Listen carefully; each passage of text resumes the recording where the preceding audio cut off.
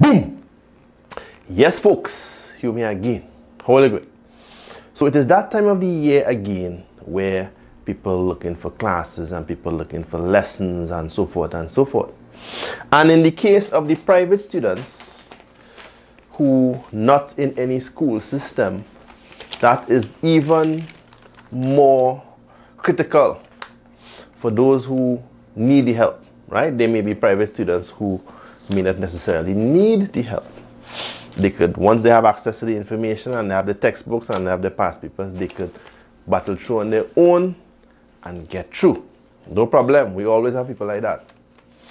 And then of course there are those who need help and they're looking for the help. They're looking for people to help them. Well, we're here, right? And we're ready to roll. So let me give you some information pertaining to the private students. I want you to listen to the entire video because we're going to answer most of the questions that people generally have where these matters are concerned. So the first question, is the class online or is the class face-to-face?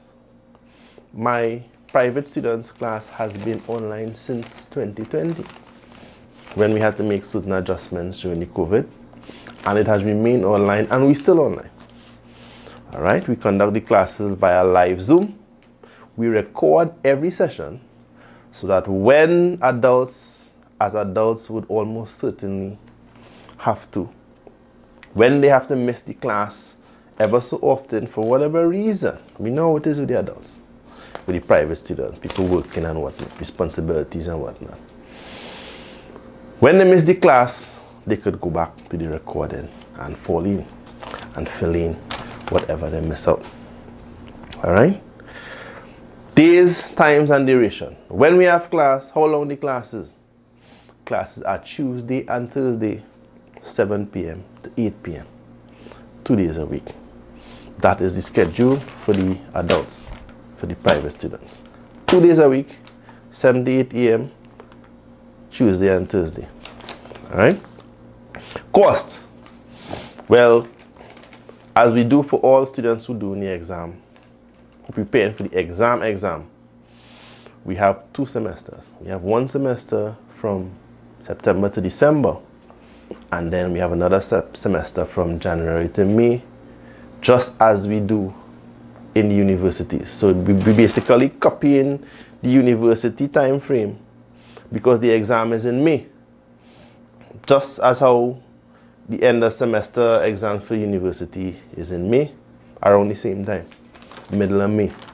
So 2 semesters, right? And the payment is along those lines as well.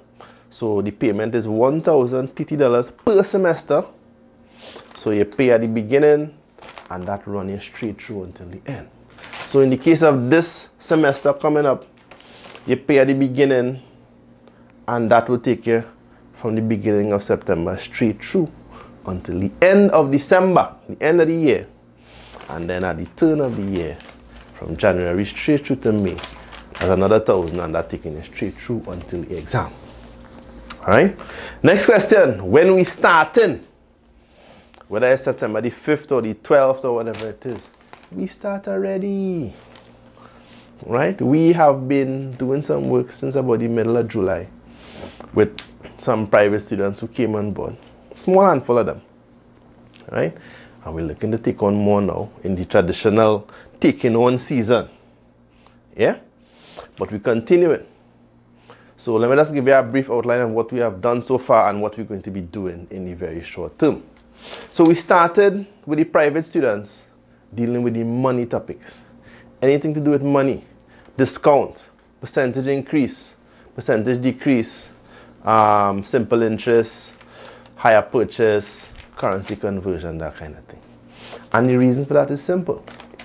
Because even in the case of people who, for whatever reason, didn't pass maths, just by simple virtue of life experience, being adults, having to deal with the vagaries and the vicissitudes of making a living and buying stuff and saving money and paying bills. We are accustomed dealing with money. And we have all evolved ways to deal with money, even in the absence of an official mathematics qualification subject, whatever it is. So we start there, and just as I expected, the students go in very good. Right? We're talking about people who didn't pass maths, but you present them with a question on money and they know exactly what to do. Right? So we start there, we're looking to build up the confidence, and now we're going to get into the number theory. The decimals and the fractions, and the significant figures, and the decimal places, and the standard form, and the bomb dash, yeah, square root sign, and all them kind of thing. Negative numbers, positive numbers, and all that. We're getting into that now. We're about to start there, and we're going to get into the algebra thereafter. So we're looking to put a proper stamp on the very first question with respect to the consumer arithmetic and the number theory. And then we'll start to move into the algebra. And of course, once the algebra starts, there's where the things start to get nice. Nice like spice. Right? There's where the things start to get hot. Where it start to get serious. Right? So we're looking to build up on the first question, and then we start the second question. And once we clear that, we move on to the other things. So you have a little snapshot there of what we're doing and how we're doing it, and you have an idea of the time frame in which we're doing it. 1 semester, 2 semesters. Next thing, January or June. Listen, I have said many times over the years that my classes are not a January class. So that instinctive reaction that people have, I want to do it in January. Why I want to do it in January? Because that is what everybody does do? No. Most people who start in the preparation around now would need a little extra time to do the exam. And because of that, my preparation is always for the June exam. So don't come in my class expecting me to nyam down the syllabus, to gobble down the syllabus between now and January. I'm not doing that.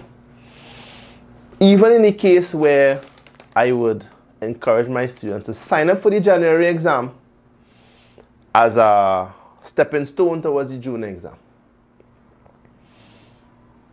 we're still not trying to finish the syllabus for January.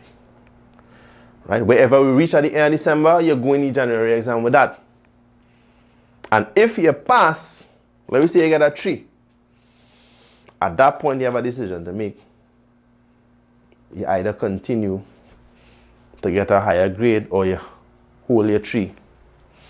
If you get a 4, some people will come in at a 5 and get a 4 by January. Well, then you know with a little work you could push and get a 3 or a 2. Alright? That is the kind of dynamics we're dealing with. So the January exam for my class is a stepping stone to June. That is not the final destination. So don't come in my class expecting January. We're looking for June. However, I would always encourage you to sign up for January as a stepping stone to June. Alright? Right, so I already answered the question of when we start already.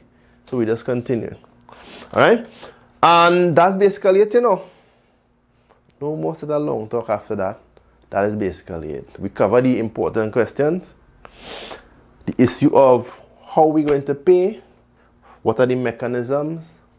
Once you decide that you're coming to the class, then yes, we will organize and make the relevant arrangements and get the show going. Right? And as a gentle reminder also, we're uploading a lot of stuff on the YouTube channel. So there's a lot of stuff there that you can access for free in terms of the information.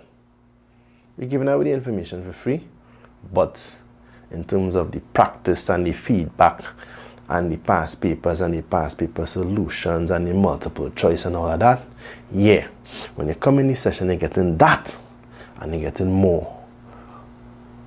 Right? So that's basically it. That's basically it. Private students, get on board. The train has already left the station, but you can still get on board. You can still get on board, don't worry.